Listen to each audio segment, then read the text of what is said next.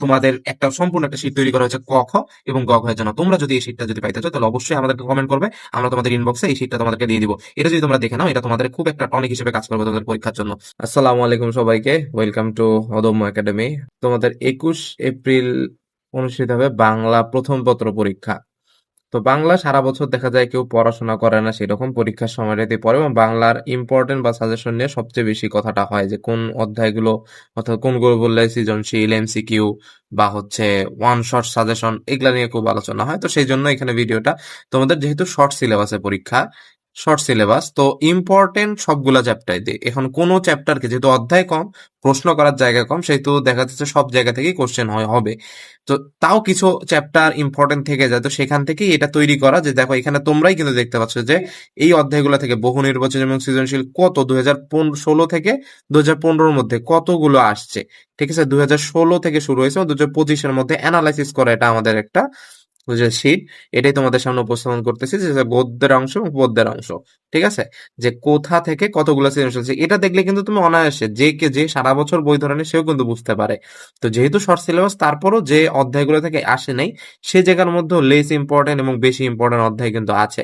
তো তুমি যদি গদ্যের দিকে তাকো, আমরা সাধারণত দেখি যে গদ্যের মধ্যে থেকে কিন্তু 4টা প্রশ্ন থাকবে এবং পদ্যের মধ্যে থেকে থাকবে 4টা প্রশ্ন। এখান থেকে অ্যান্সার করতে হবে 2টা, এখান করতে হবে 2টা, এবং বর্ণনামূলক যেটা, এটা তোমার হচ্ছে একটা নাটক এবং উপন্যাস থেকে থাকবে।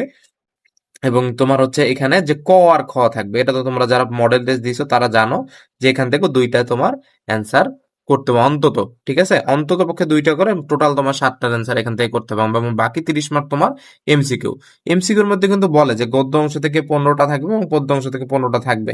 এটা কিন্তু সচরাচর হয়, আবার অনেক ক্ষেত্রে হয় না। তো এটা দেখবা তোমার পরীক্ষাতেও খুব বেশি ইফেক্ট করতেছে না, কিন্তু তোমার এখানে এমসিকিউর জন্য সবকিছু সম্পর্কে ধারণা রাখতে হবে, সেটা কিন্তু পুরোটা আমি বলবো ভিডিও শেষে।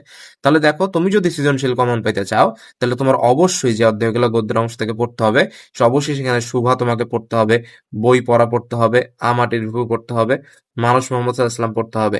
নিম গাছটা তুমি হচ্ছে পড়তে পারো, নিম গাছটা, তবে তুমি এখানে দেখা যাচ্ছে যে নিম গাছ অন্যগুলার চেয়ে দেখা যায় একটু লেস ইম্পর্টেন্টও বলা যায়।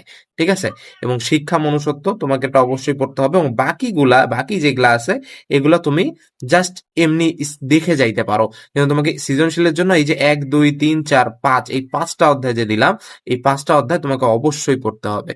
ঠিক আছে, এটা হচ্ছে তোমার 3 স্টার অধ্যায়। এই অধ্যায়গুলো অবশ্যই তুমি এই 5টা অধ্যায় পড়ে গেলে অবশ্যই তুমি এখান থেকে অন্তত 3টা সৃজনশীল লেখার মতো পাবা, এটা বলা যায়। এবং তুমি সৃজনশীল গুলো লেখার ক্ষেত্রে কি করবা, সৃজনশীল গুলো লেখার ক্ষেত্রে তুমি যখন অধ্যায়টা রিডিং পড়লা, সেই অধ্যায়টা ভালো মতো রিডিং পড়ার পর সেই অধ্যায়ের যে সারাংশ থাকে না, বা যেটা মূল ভাব থাকে, সেই মূল ভাবটা পড়বা। এটা পড়লে কিন্তু অধ্যায়ের অনেক কিছু বোঝা যায়। এবং তারপর যে কোনো 1 বছরের সৃজনশীল বা তোমার টেস্ট পেপার খুলে সেখানে প্রথম 1 বছর, মানে বিগত 2025 সালে যে সিকিউ আসছে যে কয়টা বোর্ডে, ওই অধ্যায় থেকে সেই অধ্যায়ের গুলা জাস্ট চোখ দিবা, তোমার মুখস্থ করার কিছু নাই। তুমি জাস্ট গ ঘ সেখান থেকে দেখে নেবা, তাহলে কি দেখবা প্যাটার্ন কিন্তু খুব বেশি চেঞ্জ হয় না। ওইটা তুমি ধরতে পারবা সৃজনশীল লেখা লিখতে হবে কিভাবে, এবং ওই অধ্যায়ের যেটা হাইলাইটেড লাইন, ওই অধ্যায়গুলো সম্পর্কে তুমি ধারণা পাবা। বুঝতে পারছো জিনিসটা? তাহলে এইভাবে কিন্তু গদ্যের অংশ পড়বে, সেম ভাবে তুমি পদ্য পড়বে, এবং সেম ভাবে এই বর্ণনামূলকের জন্য কিন্তু তুমি যে সিকোয়েন্সিয়াল গুলাই দেখো, সেটাই তোমার জন্য কিন্তু এনাফ হবে। এই দেখো, কবিতার ক্ষেত্রে বা এই পদ্যের ক্ষেত্রে তুমি অবশ্যই কপোক্ষণার থেকে অবশ্যই প্রশ্ন পাবা, এটা তো অবশ্যই মাস্ট, মোস্ট ইম্পর্টেন্ট একটা চ্যাপ্টার। ঠিক আছে, তারপর তোমার এখানে এখানে এই দিন সেই মাঠ, এটা তোমার অবশ্যই পড়তে হবে। তোমাকে পাওয়ার জন্য স্বাধীনতা, এটা অবশ্যই পড়তে হবে। আমি কোনো আগন্তুক নেই, এটাও তোমাকে পড়তে হবে। এবং এখান থেকে তুমি জীবন বিনিময়টা পড়তে পারো। এবং তুমি এখানে স্কিপ করতে পারো কি ওমর ফারুক, বৃষ্টি এবং বোশেখ, এইটা তুমি স্কিপ করতে পারো। ঠিক আছে, বলতেছি না যে স্কিপ করো, তোমার যদি একান্তই সময় না থাকে তুমি এগুলা কটা স্কিপ করতে পারো। তাহলে দেখো, তোমার টোটাল অধ্যায় ছিল হচ্ছে 17টা, সেখান থেকে আমি তোমাকে 5 5 10টা অধ্যায়ের কথা এখানে বললাম। এবং ইয়ার ক্ষেত্রে তো তোমার নাটক উপন্যাসের ক্ষেত্রে তো কোনো কিছু নাই, নাটক উপন্যাস তোমাকে অবশ্যই সবগুলা ঠিকঠাক মতো পড়তে হবে।